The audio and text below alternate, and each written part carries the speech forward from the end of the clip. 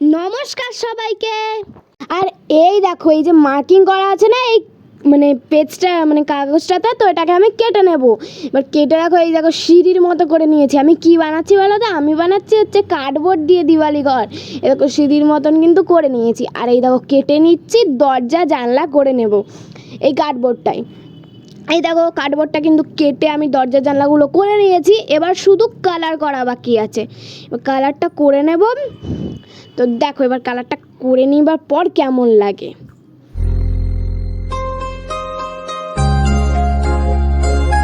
এই দেখো কালারটা কিন্তু হয়ে গেছে। তো তোমরা বলবে কেমন হয়েছে। দেখো হাত পুরো কালো হয়ে গেছে, কালার ঠালার করে নিয়েছি। এবার উপরতলাটা করা বাকি আছে, এখন উপরতলাটা কিন্তু পুরোপুরি হয়নি। তো এই দেখো সেকেন্ড ডেটা, আর আলপনা আমি দিয়ে দিয়েছিলাম, কালকেই দিয়ে দিয়েছি। আর হচ্ছে পরের দিন শুকনো করতে দিয়েছি, তার জন্য দেখানো আর হয়নি।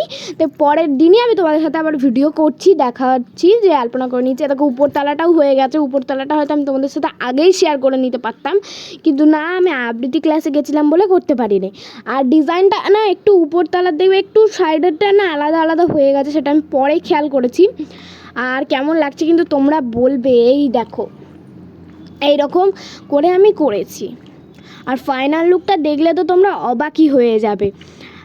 আর এই দেখো আমি কিন্তু এখানে রঙ্গোলি দিয়েছি, দেখতে পাচ্ছ তোমরা। আর এই দেখো আমার বানানো কিন্তু দিওয়ালি ঘরটা, আমি কিন্তু মাটি দিয়ে দিওয়ালি ঘর বানাই না, কার্ডবোর্ড দিয়ে বানাই। আর এবারে পুরো আমিই বানিয়েছি। প্রতিবারে আমার দাদা একটু হেল্প করে, কিন্তু এবারে কাজের চাপের জন্য আমার দাদা হেল্প করতে আমাকে পারেনি। এই যে পাশে আমাদের দিওয়ালি ঠাকুর,